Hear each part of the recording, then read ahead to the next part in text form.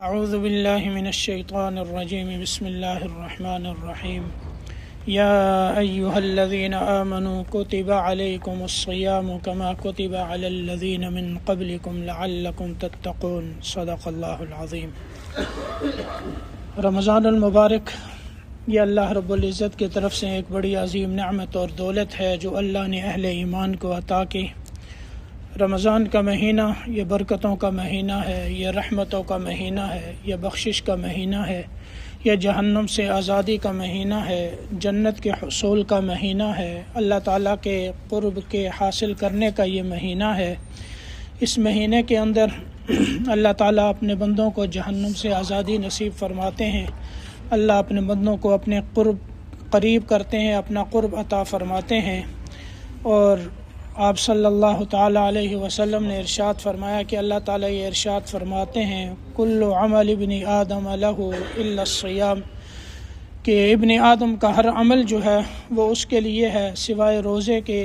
فإنہ لی وأنا اجزی بہ، روزہ جو ہے یہ میرے لیے ہے اور میں ہی اس کا بدلہ جو ہے عطا کروں گا۔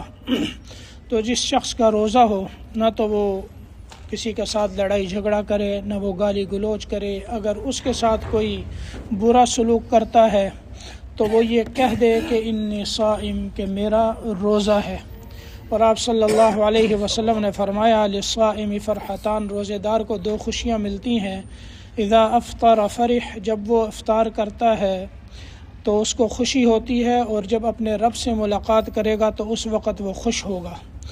یہاں اللہ تعالیٰ ارشاد فرماتے ہیں کہ انسان کا ہر عمل جو ہے وہ اس کے لیے ہے، اور ایک روایت میں فرمایا کہ کل عمل ابن آدم یضاعف، کہ ہر ابن آدم کا ہر عمل بڑھا دیا جاتا ہے الی 700 ضعف، 700 گنا تک، یعنی ایک عمل کو، ایک نیکی کو 700 گنا تک بڑھا دیا جاتا ہے سوائے روزے کے، وہ میرے لیے ہے اور میں ہی اس کا بدلہ دوں گا۔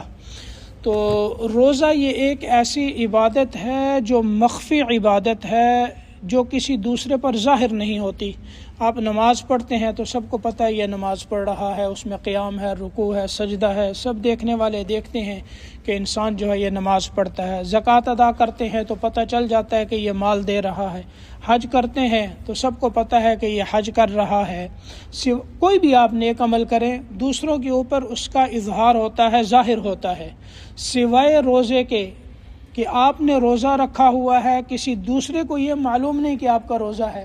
تو یہ مخفی عبادت ہے، چھپی ہوئی عبادت ہے، ریا سے پاک ہے، اس میں اخلاص زیادہ ہے۔ تو اللہ تعالیٰ نے اس کے اوپر اتنا بڑا اجر رکھا ہے کہ فرشتوں کو کہا کہ ہر عمل کا بدلہ جو ہے یہ لکھو، اس کی نیکیاں لکھو، اس کی نیکیاں لکھو۔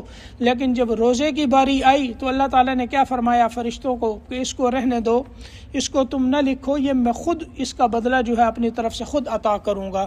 تو اللہ تعالیٰ اپنی شایان شان بدلہ عطا فرمائیں گے۔ تو جس طرح اللہ کی شان اعلیٰ ہے، اسی طرح اللہ تعالیٰ جو ہے اس کا بدلہ بھی اعلیٰ عطا فرمائیں گے۔ اس لیے روزے کے اوپر اللہ تعالیٰ نے بہت بڑا اجر رکھا ہے۔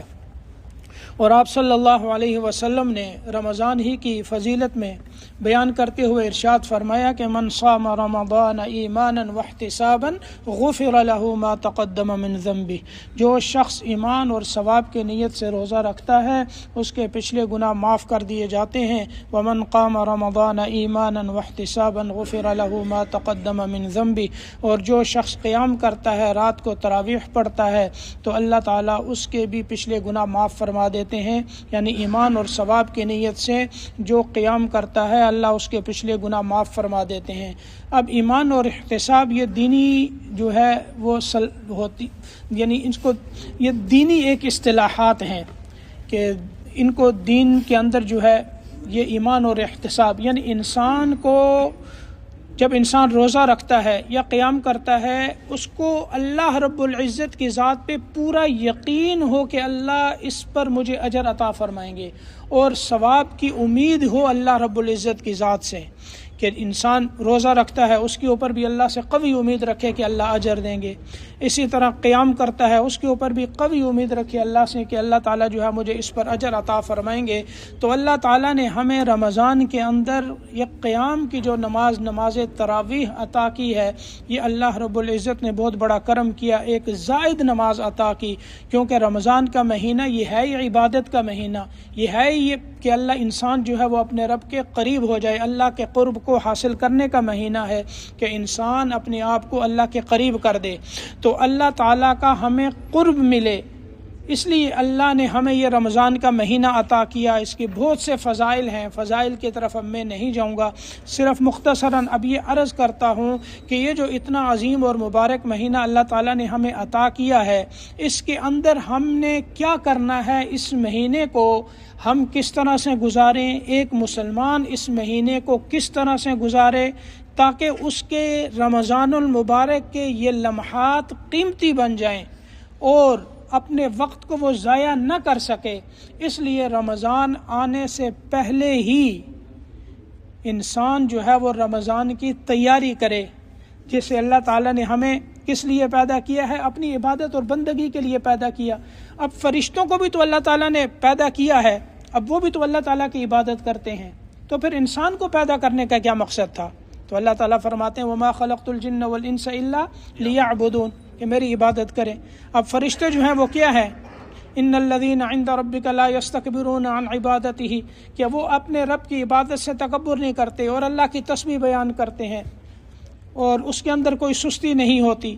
اب انسان کی عبادت میں اور فرشتوں کی عبادت میں فرق ہے۔ فرشتوں کو اللہ نے پیدا ہی عبادت کے لیے کیا ہے، ان کے فطرت کے اندر نافرمانی کا مادہ ہی نہیں۔ اگر فرشتے گناہ کرنا چاہیں تو کر سکتے ہیں، وہ گناہ کر ہی نہیں سکتے، ان کے اندر وہ گناہ کرنے کی صلاحیت نہیں۔ فرشتے کھانے سے پاک ہیں، پینے سے پاک ہیں، بیوی سے پاک ہیں، خواہشات سے پاک ہیں، ان کا مقصد ہی عبادت ہے۔ لا یعصون اللہ ما امرہم، اللہ نے جو حکم دیا وہ ایسے ہی کریں گے، اس کی خلاف ورزی نہیں کر سکتے۔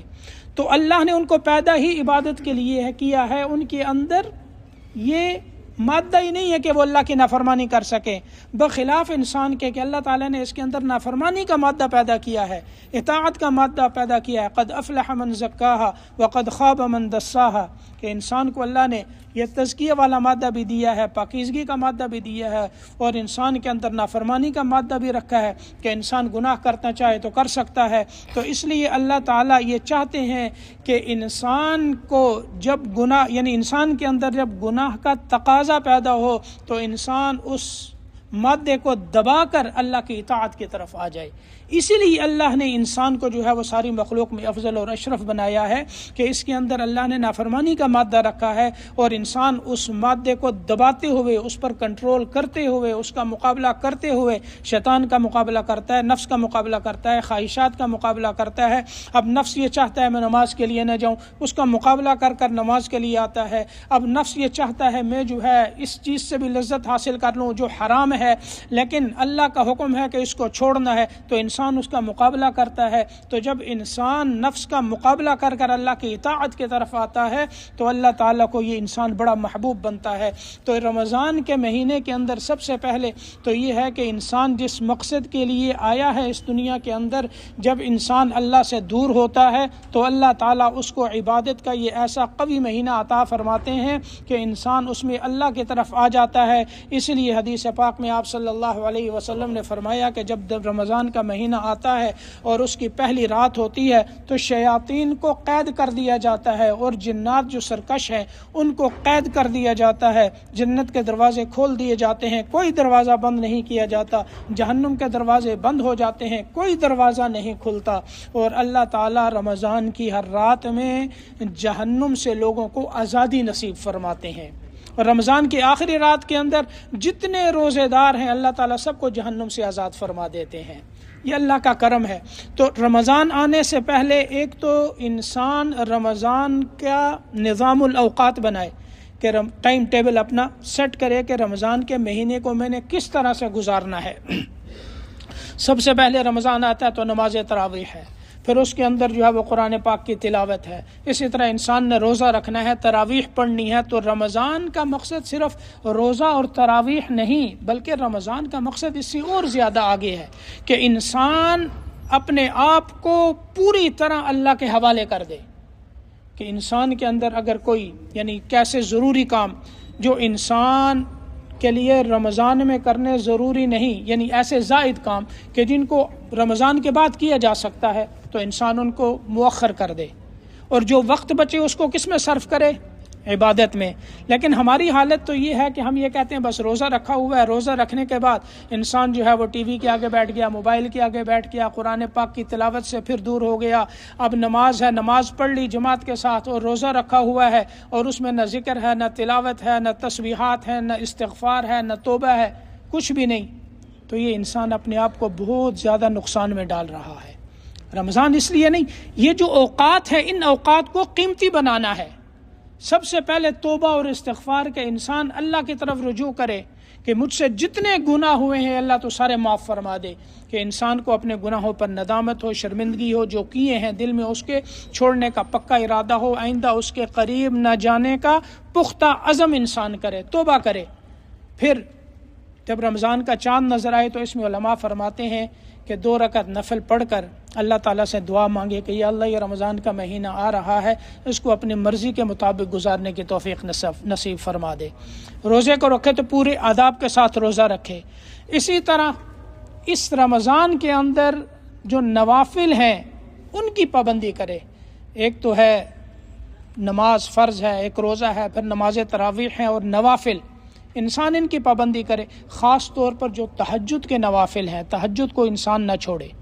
رات کی جو نماز ہے انسان اگر سارا سال نہیں پڑھ سکتا تو رمضان کا ایک مہینہ ہے، راتیں بڑی ہیں اللہ کے فضل سے، ابھی تو دن چھوٹے ہو گئے اور راتیں جو ہے یہ بڑی آ گئیں۔ رمضان جو ہے پھر سردیوں کے مہینوں میں آ گیا ہے لوٹ کر واپس، تو رات جو ہے یہ لمبی راتیں ہیں، اس کے اندر انسان اللہ کے سامنے قیام کرے۔ اب یہ نہیں کہ تراویح جو ہے وہ چھوٹی سی تراویح ہوں اور جلدی جلدی ہوں اور ہم گھر چلے جائیں، یعنی یہ جہاں جلدی کا نظام نہیں ہے۔ انسان خوشی کے ساتھ، کہ دل کے اندر ایک طمع ہو، ایک خوشی ہو، ایک لالچ ہو، ایک جو ہے اللہ کے سامنے رونے کا اور گڑ گڑانے کا ایک بہانہ اور ذریعہ ہے کہ انسان جو ہے قیام بھی لمبا کرے جتنا کر سکتا ہے۔ لیکن یہاں آپ دیکھیں تو مختصر سا ہوتا ہے۔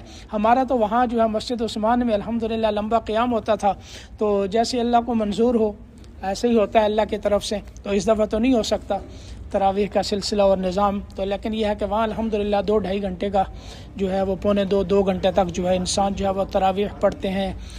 جی ہاں جی، ہاں بعض مساجد میں جہاں ہیں 20 رکعت وہاں 20 رکعت پڑھیں، اب جہاں نہیں ہے تو باقی آپ اپنے طور پر قیام کریں، اپنے طور پر پڑھ سکتے ہیں، یہاں پڑھنے کے بعد جا کر اپنی تراویح پوری کریں۔ تو یہ چیز جو ہے، یہ عمل جو ہے حضرت عمر رضی اللہ تعالی عنہ نے تمام صحابہ کو اس پر جمع کیا۔ حضرت ابی بن کعب نے امامت فرمائی اور اس میں 2 سنتیں، ایک ختم قرآن کی ہے اور ایک 20 رکعت نماز تراویح کی ہے۔ تو انسان جو ہے اس کو پوری طرح ادا کرے، قرآن پاک سنے تو یہ ایک سنت ہے، جتنا پڑھنے پر اجر ملتا ہے اتنا سننے پر بھی اجر ملتا ہے۔ حتیٰ کہ رمضان میں تو اللہ تعالیٰ جو ہے وہ نیکیوں کو بڑھا دیتے ہیں، نفل کا درجہ فرضوں پر، فرض جو ہے وہ 70 گنا تک بڑھ جاتا ہے۔ ایک نیکی کرو تو اللہ اس کو کتنا اجر عطا فرمائیں گے، اس کے اخلاص کی نسبت سے اللہ اس کے اجر کو بڑھا دیتے ہیں۔ تو اس لیے انسان خوشی کے ساتھ جو ہے وہ اپنے آپ کو قیام کے لیے تیار رکھے۔ آخری عشرے کے اندر قیام ویسے ہی ہوتا ہے الحمدللہ، مساجد آباد ہوتی ہیں، اس میں بھی شامل ہوں۔ تو نوافل کی پابندی، ایک تو تہجد اپنے طور پر، جب تک یہاں آپ کو قیام نہیں ملتا، رات کا قیام نہیں ہوتا، تو اپنے طور پر جو ہے وہ گھر میں نماز تہجد پڑھیں۔ صبح اٹھتے ہیں سحری کے لیے تو اٹھنا ہی ہوتا ہے، انسان کچھ دیر پہلے اٹھ جائے اور تہجد کا کچھ رکعت پڑھ لے، 8 پڑھیں، 6 پڑھیں، 4 پڑھیں، جتنی اللہ توفیق دے اتنا پڑھیں۔ اور اگر انتہائی مشکل ہے نہیں پڑھ سکتے، سونے سے پہلے پڑھ لیں، وہ بھی رات کے قیام میں، عشاء کے بعد آپ پڑھیں، سونے سے پہلے تراویح کے بعد آپ نے پڑھے نماز، تہجد پڑھ لیے، نفل تہجد کی نیت سے تو وہ بھی تہجد میں شامل ہو جاتے ہیں۔ اللہ کی رحمت بڑی وسیع ہے۔ اسی طرح سحری کا اہتمام کریں، سحری کا کھانا جو ہے یہ برکت ہے اور اس کی ترغیب ہے یہ احادیث کے اندر، تو سحری کا اس کا بھی اہتمام کریں، چاہے تھوڑی ہو۔ اور پھر فجر کی نماز پڑھیں تو اس کے بعد اشراق کے نفل ہیں، چاشت کے نفل ہیں، اوابین کے نفل ہیں، تو جتنے نوافل ہیں ان کا اہتمام کریں۔ اور اس کے ساتھ قرآن پاک کی تلاوت یہ بہت اہم چیز ہے، کیونکہ قرآن پاک رمضان ہی میں اترا ہے، اور یہ رمضان قرآن کا مہینہ ہے۔ شہر رمضان الذی انزل فیہ القرآن، رمضان کون سے مہینے میں اترا ہے؟ رمضان میں۔ تو اس میں قرآن پاک کی تلاوت کی کثرت، اس کے لیے آپ اپنا ٹائم ٹیبل بنائیں کہ اس وقت میں نے اتنا قرآن پاک پڑھنا ہے، اتنے سپارے پڑھنے، روزانہ جو ہے میں نے اتنا مکمل کرنا ہے، 1 سپارہ، 2 سپارے، 3 سپارے، 8 سپارے، 10 سپارے، جتنے آپ پڑھ سکتے ہیں، زیادہ سے زیادہ قرآن پاک کی تلاوت کریں۔ اس کے ایک معمول بنائیں کہ اس وقت کے اندر میں نے اتنا پڑھنا ہے، اس وقت میں نے اتنا پڑھنا ہے، میرے پاس یہ وقت فارغ ہے تو اس وقت کے اندر میں نے یہ قرآن پاک کی تلاوت کرنی ہے۔ آپ آفس میں ہیں، آپ کے پاس وقت ہے، کام نہیں ہے، ایک تو جو کام ہے آفس کا وہ تو پورا کریں، اب یہ نہیں کہ اس کو چھوڑ کر آپ یہ کریں، لیکن یہ ہے کہ کام بس اوقات نہیں ہوتا، انسان فارغ ہو جاتا ہے، اب فارغ اوقات میں کیا کرے؟ قرآن پاک کی تلاوت شروع کر دے۔ تو قرآن پاک کو کم از کم ایک قرآن تو یہ سب سے کم درجہ ہے کہ ایک قرآن رمضان میں ختم کریں، وگرنہ جتنا چاہیں تو ختم کریں۔ تو اکابرین ہمارے جو گزرے ہیں اسلاف، وہ تو ایک قرآن دن میں اور رمضان کے مہینے میں ایک قرآن دن میں اور ایک رات میں اور ایک تراویح میں ختم کیا کرتے تھے۔ تو 61 قرآن پاک رمضان کے مہینے میں، تو اس وقت آج کل کے آپ ٹائم کو دیکھیں تو اس وقت تو وقت بہت جلدی گزر رہا ہے، تو آپ کو حیرانگی بھی ہوگی۔ تو پہلے جو وقت تھا وہ وقت کے اندر بھی بڑی برکت تھی، رات آتی تھی تو رات گزرتے ہوئے بھی پتہ چلتا تھا۔ آپ سب کو پتہ ہوگا اگر 30-40 سال پہلے چلے جائیں، رات کتنی بڑی ہوتی تھی، دن کتنا بڑا ہوتا تھا، وقت ہوتا، برکت ہوتی ہے۔ ابھی وقت فاسٹ ہے، ہر چیز جو ہے وہ جلدی جا رہی ہے، تو یہ علامات قیامت ہے وقت کا گزرنا۔ تو اسی طرح پھر ہر انسان جو ہے وہ ماہر ہوتا ہے پڑھنے کا، انسان کے اندر مہارت ہوتی ہے، جس کام میں وہ ماہر ہوتا ہے اس کو وہ جلدی کرتا ہے۔ اب یہ ہے کہ آپ یہ کہیں کہ بھائی ہم تو نہیں پڑھ سکتے، تو یہ کیسے ہو سکتا ہے کہ انہوں نے جو ہے نا وہ 60 قرآن 61 قرآن جو ہے وہ رمضان میں پڑھ لیے؟ یہ اللہ تعالیٰ کی طرف سے ہوتا ہے، اللہ جس کو عطا فرمائے اور جس سے کام لے لیں، جس سے پڑھنا چاہیں پڑھ۔ آج کے دور میں بھی ایسے لوگ ہیں جو ایک دن اور رات میں قرآن پڑھ لیتے ہیں، اللہ ماشاء اللہ ہیں۔ تو کچھ عرصہ پہلے جو ہے وہ جب ہم چھوٹے تھے اس وقت ایسے ہمارے سامنے گزرے ہیں قرآن پاک پڑھنے والے کہ وہ رمضان کی آخری جو دن ہوتے تھے اور دن اور رات میں ایک قرآن وہ پورا کر لیا کرتے تھے، حالانکہ وہ حافظ بھی نہیں تھے۔ تو ایسے لوگ ہوتے ہیں۔ تو قرآن پاک کی تلاوت اس کی کثرت کریں، کیونکہ یہ رمضان جو ہے یہ قرآن کا مہینہ ہے، تو اس میں اپنا ٹائم ٹیبل بنا کر کہ اس وقت میں نے یہ کام کرنا ہے، اتنے سپارے پڑھنے ہیں، اس کی تلاوت۔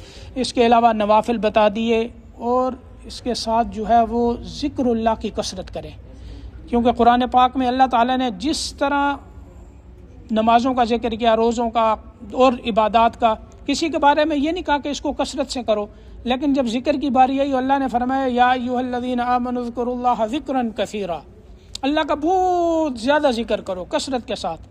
اس میں کیا ہے؟ یعنی ذکر کے لیے یہ بھی ضروری نہیں کہ آپ پاک ہوں، پاکی طہارت ہو، آپ کو باوضو ہوں، چلتے پھرتے آپ کر سکتے ہیں، ہلکا ذکر ہے، زبان سے کرنا ہے، گاڑی چلا رہے ہیں تو ذکر کریں، کام کر رہے ہیں تو ذکر کریں۔ اسی طرح انسان کام کرتے ہوئے کچھ نہ کچھ تو گنگناتا رہتا ہے، آپ نے دیکھا ہوگا لوگوں کو، تو اس سے بہتر ہے کہ اللہ کا ذکر زبان کے اوپر آ جائے۔ اسی طرح تیسرا کلمہ سبحان اللہ والحمد للہ ولا الہ الا اللہ واللہ اکبر، اس کا ذکر کریں۔ آپ صلی اللہ علیہ وسلم نے فرمایا یہ کلمات مجھے ان تمام چیزوں سے زیادہ محبوب ہیں جن پر سورج طلوع ہوتا ہے، یعنی ان کلمات کا کہنا ان تمام چیزوں سے زیادہ محبوب ہے جن پر سورج طلوع ہوتا ہے، یعنی دنیا کے اندر جو کچھ ہے اس سے زیادہ مجھے یہ کلمات محبوب ہیں، ان کا ذکر کریں۔ چوتھا کلمہ ہے اس کا ذکر کریں۔ اسی طرح دعا کا اہتمام کریں۔ دعا یہ عبادت ہے، بلکہ ایک روایت میں آتا ہے یہ عبادت کا مغز ہے، ایک روایت میں ہے کہ الدعاء هو العبادت، دعا ہی عبادت ہے۔ اللہ نے فرمایا وقال ربکم ادعونی استجب لکم، مجھ سے دعا مانگو میں تمہاری دعا قبول کروں گا۔ وَإِذَا سَأَلَكَ عِبَادِي عَنِّي فَإِنِّي قَرِيب، میرے بندے جب میرے بارے میں پوچھے تو میں قریب ہوں، اجیب دعوت الداعی اذا دعان، جب وہ دعا کرتے ہیں میں دعا کو قبول کرتا ہوں۔ تو اللہ تعالیٰ دعا کو قبول فرماتے ہیں، اور دعا یہ مومن کا ہتھیار ہے جس سے ایمان والا اپنے مسائل اللہ سے حل کرواتا ہے۔ اور بندہ جب اللہ کے سامنے ہاتھ اٹھاتا ہے تو روایت میں آتا ہے کہ اللہ تعالیٰ فرماتے ہیں کہ مجھے شرم آتی ہے کہ اس کے ہاتھوں کو میں خالی لوٹا دوں، کیونکہ اللہ اتنے بڑے سخی ہیں۔ انسان اللہ سے مانگے اور اللہ خالی لوٹا دے، وہ تو دینے والے ہیں۔ ہاں ہمیں مانگنا نہیں آتا، ہم اس طرح مانگتے نہیں ہیں، دل ہمارا وہ کہیں اور ہوتا ہے، زبان میں کچھ اور ہوتا ہے، دماغ میں کچھ اور ہوتا ہے۔ ہاں دل اللہ کی طرف ہو، دماغ اللہ کی طرف ہو، خشوع اور خضوع ہو، تعلق اللہ کے ساتھ قوی ہو، پھر انسان اللہ سے مانگے۔ اسی طرح جب بھیک مانگنے والے مانگتے ہیں تو ان کی توجہ کس طرف ہوتی ہے؟ آپ سے کوئی پیسے مانگے تو توجہ کس طرف ہوگی؟ ساری آپ کی طرف۔ کوئی کپڑے پکڑے گا، کوئی کیا کہے گا، بھائی مجھے دے دو دے دو دے دو، آپ نے دیکھا نہیں؟ پکڑتے ہیں۔ تو اسی طرح انسان اللہ سے مانگے کہ توجہ ساری اللہ کی طرف ہو۔ اب توجہ ہے ہی نہیں اللہ کی طرف اور مانگ رہا ہے تو وہ دعا کہاں سے قبول ہوگی؟ یا یہ ہے کہ اس کا کھانا حرام کا ہے، پینا حرام کا ہے، پہننا حرام کا ہے، تو حدیث پاک میں اس کی دعا کہاں سے قبول ہوگی؟ ہاں اپنا ہر چیز حلال کی کرو، پاکیزہ کھانا ہو، پاکیزہ لباس ہو حلال کا، اور اس سے جو ہے پھر انسان اللہ سے مانگے تو اللہ تعالیٰ دعا کو رد نہیں فرماتے، اللہ قبول فرماتے ہیں۔ خاص طور پر افطار کے وقت دعا جو ہے انسان مانگتا ہے، اللہ اسے قبول نہیں فرماتے۔ نماز اور اقامت کے درمیان جو دعا مانگی جاتی ہے اللہ قبول نہیں فرماتے۔ اپنے گناہوں کی معافی مانگیں اللہ سے، جو پیچھے ہو گئے ان سے توبہ اور استغفار کریں، اور پوری امت کے لیے دعا مانگیں، اپنے اولاد کے لیے، بچوں کے لیے، ان کے مستقبل کے لیے، ان کی نیک خواہشات کے لیے، ان کی جو ہے اسی طرح جو ہمارے گزر چکے ہیں آباء و اجداد، ان کی مغفرت کی، درجات کی بلندی کی، اپنے ایمان بالخیر خاتمے کی دعا، آخرت کے اندر اللہ جو منازل ہیں اللہ وہ ساری آسان فرمائے۔ انسان روزانہ اللہ سے مانگے تو انسان جب اللہ سے مانگتا ہے تو اللہ خوش ہوتے ہیں، اور نہ مانگنے پر اللہ ناراض ہوتے ہیں۔ یہ اللہ کی شان ہے۔ تو دعاؤں کا اہتمام کریں، اور اس کے ساتھ جو ہے وہ گناہوں سے پوری طرح پرہیز کریں، یعنی انسان سے کوئی گناہ نہ ہو، خاص طور پر جہاں نیکیاں ہیں وہاں گناہوں سے۔ اب گناہوں سے بچنا تو عام حالات میں بھی ضروری ہے، بالخصوص یہ ہے کہ انسان، اب آپ دیکھیں نا جو حلال چیزیں ہیں انسان ان کو چھوڑ دیتا ہے۔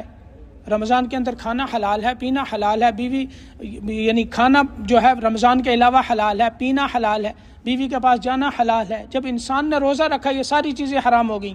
اب جو حلال تھیں وہ حرام ہو گئی، ناجائز ہو گئی، ان کو تو انسان چھوڑ رہا ہے، لیکن جو پہلے سے حرام ہے انسان ان کو کرے۔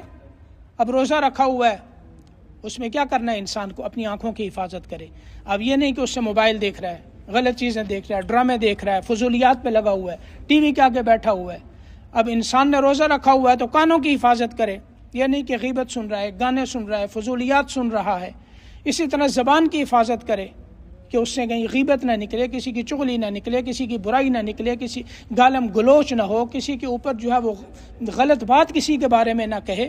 تو زبان کی حفاظت، ہاتھ پاؤں کی حفاظت، اپنے وجود کی حفاظت، یعنی انسان جو ہے اپنے آپ کو پوری طرح گناہوں سے بچائے۔ جب روزہ رکھا ہے تو انسان نے جب اپنے آپ کو گناہوں سے بچا لیا تو اس نے بڑا الحمدللہ اللہ کے فضل سے بہت بڑا کمال کیا ہے اس نے۔ تو رمضان کے مہینے میں کم از کم یہ تو نیت کریں کہ ہم نے کوئی گناہ نہیں کرنا، انشاءاللہ جو ہے اللہ پاک گناہوں سے بچائے، رمضان میں گناہ کوئی نہ کرے۔ اسی طرح اگر انسان ٹی وی نہیں دیکھے گا تو کیا طوفان آ جائے گا، خبریں نہیں سنے گا تو کیا ہوگا؟ جو کچھ دنیا میں ہو رہا ہے وہ تو ہو رہا ہے، اور یہ میڈیا کون سی کوئی صحیح خبر دیتا ہے؟ یہ سارا جو ہے جھوٹ ہے۔ ادھر آپ نے فیس بک کھولی ہوئی ہو، اس میں کون سی صحیح چیز نظر آتی ہے؟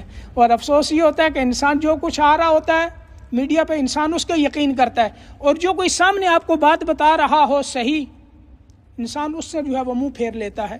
تو یہ علامات قیامت ہے کہ انسان جھوٹ کو سچ اور سچ کو جھوٹ سمجھے گا، جو سچا ہے اس کو جھٹلا دے گا، جو جھوٹا ہے اس کو مان لے گا۔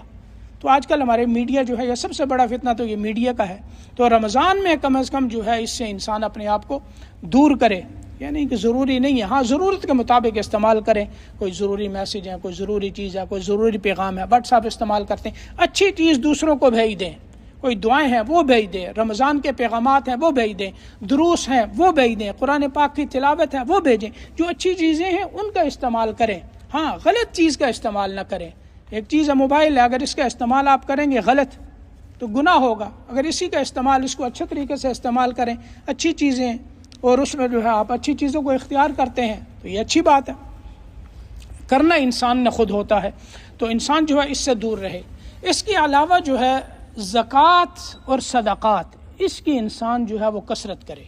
آپ صلی اللہ تعالیٰ علیہ وسلم سارا سال جو ہے آپ کی سخاوت بے بہا ہوتی تھی۔